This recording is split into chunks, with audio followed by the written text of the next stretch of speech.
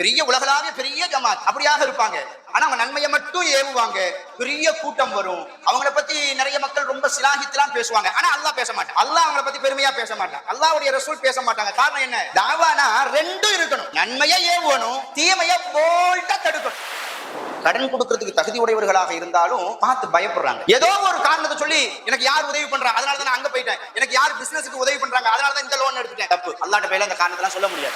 8 மணிக்கு ஜமாத்னா 7:45 வருவாங்க. பாத்ரூம்ல வீடியோ பத்த வச்சு எங்க பள்ளிவாசலுடைய பாத்ரூம்லயே வீடியோ குடிச்சிட்டு சிகரெட்டை குடிச்சிட்டு வாயை குடிச்சிட்டு உதவு செஞ்சுட்டு அதே நாத்தம் பிடிச்ச வாயால வந்து என்ன செய்வாங்க? நன்மையான விஷயங்கள் எதையெல்லாம் கேட்கிறோமோ, தீமையான விஷயங்கள் எதெல்லாம் கூடாதுன்னு நம்ம கேட்கிறோமோ அதையெல்லாம் மற்ற மக்களுக்கு கொண்டு போய் சேர்க்கிறது நம்ம பொறுப்பு. இன்ஷா அல்லாஹ் இந்த பொறுப்பை உணர்ந்து நமது வாழ்க்கையை நம்ம செயல்படும். 2 பெண் குழந்தைகளை பெற்ற ஒரு தகப்பன் அல்லது ஒரு பெண் குழந்தையை பெற்ற ஒரு தகப்பன் அந்த பெண் பிள்ளையை திருமணம் பண்ணி கொடுக்கிறதுக்காக வேண்டி 50 வருஷம் தான் கட்டி காத்த அந்த கண்ணியத்தை எல்லாம் இழந்து அந்த தொழுகையாளிகளுக்கு முன்னாடி அப்படி பிச்சை எடுப்பாரு.